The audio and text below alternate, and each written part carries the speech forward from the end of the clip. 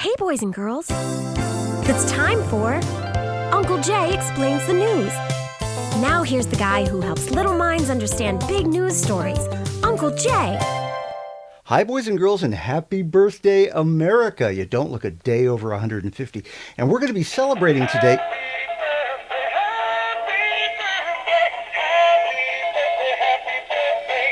Made in China. July 4th, 1776 was the release date of the Declaration of Independence on a Thursday so they could, get a jump on the weekend audience. We're going to take a close look at the Declaration and see how it still makes a difference in today's news. Back then, they spelled words even more insanely than they do now. And here's everybody's favorite: life, liberty, and the pursuit of happiness. Now, boys and girls, this is not a mistake. Neffs were these very tiny, very cheerful little creatures who were so annoying that the colonists pursued happy neffs and killed them all off. Not a trace of them left.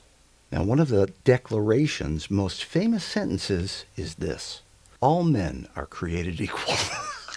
They must have gotten such a laugh from that. Tom Jefferson. They completely left out women, and they didn't even really mean all men. Native Americans were right there in the document called Indian savages, and black people were not exactly pursuing happiness. So we've got to admit that some of what the founders said in the Declaration, they didn't really mean. And that's a proud tradition that our politicians carry on to this day. Okay, so all men are created equal. They're endowed, moving along, by their creator. Now, here's something that people are arguing about still today.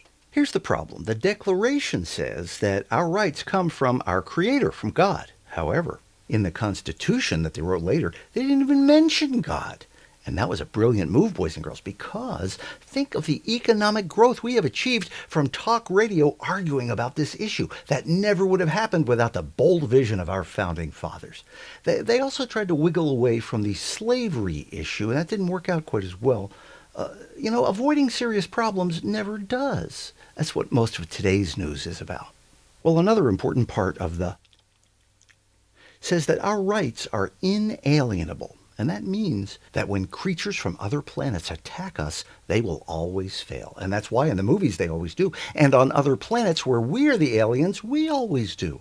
Thomas Jefferson, closet geek. America started with some very big promises. And over the years, we've tried to get closer to actually keeping them. And every time we do get closer, that's great news. Like a great kid.